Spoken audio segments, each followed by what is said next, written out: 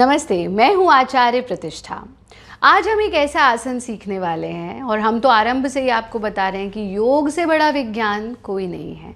योग जैसा नाम होता है वैसा ही गुण होता है, यानी यथा नाम तथा गुणा।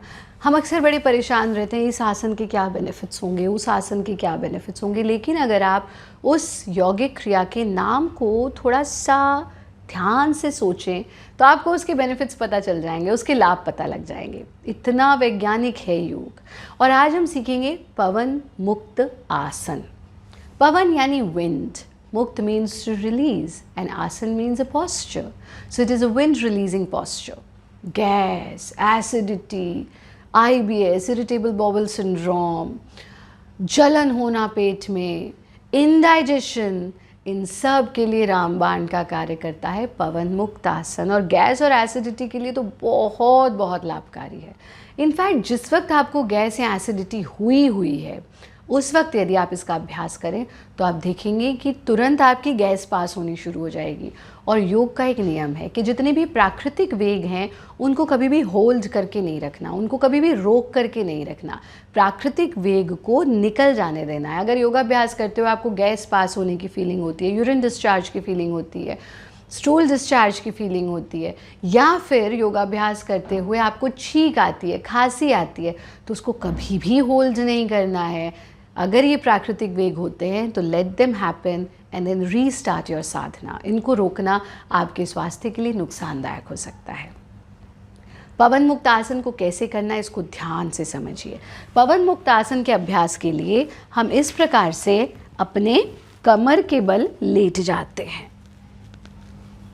कमर के बल लेट जाएंगे, पैरों को सामने अच्छे से फैला देंगे। अब यहाँ से हम अपने दाएं पैर को 45 डिग्री के एंगल पर उठाते हैं और फिर फोल्ड करते हैं, सांस छोड़ते हुए, और गहरा सांस छोड़ते हुए इसको ग्रिप कर लेते हैं और अपने चेहरे को उठा करके अपनी चिन को अपनी नी से, अपनी ठुड्डी को अपने घुटने से टच करते हैं।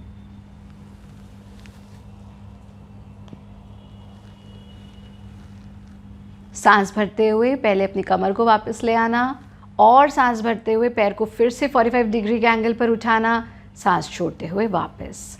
इसी प्रकार से दूसरी ओर से दोहराना। Inhale 45 degree, exhale bend, exhale more, अपनी ठुड्डी को घुटने से छूना। इनहेल, सर को ज़मीन से छू देना। इनहेल मोर, 45 डिग्री पे पैर को उठाना, एक्सेल एंड डाउन।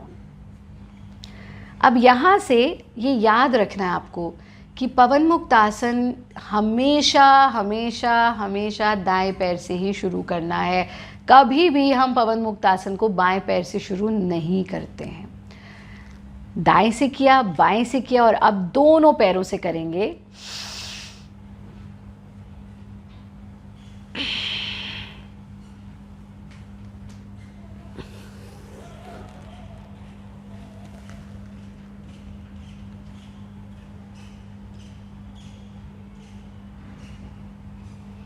रिलैक्स।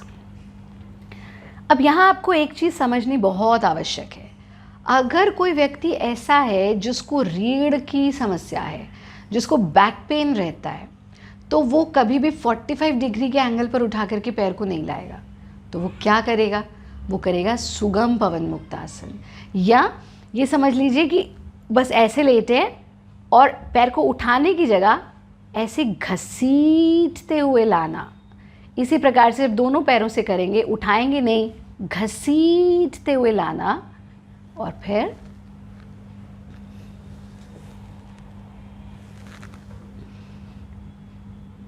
और जिनको गर्दन के पीछे दर्द की समस्या होती है वो गर्दन को नहीं उठाएंगे, वो बस इसी स्टेप तक आएंगे और फिर ज़मीन पर रखेंगे, घसीटते हुए ले जाएंगे, शरीर को ढीला छोड़ देंगे। प्रयत्न शैथिल्यम, absolute relaxation.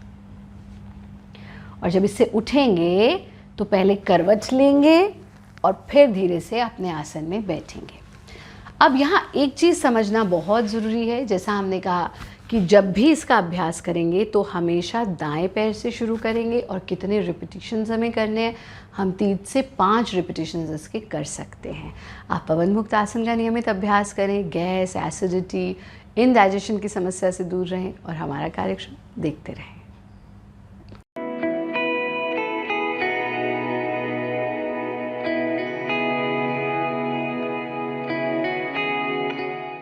Presenting B News app, available on Google Play and App Store. Download it now.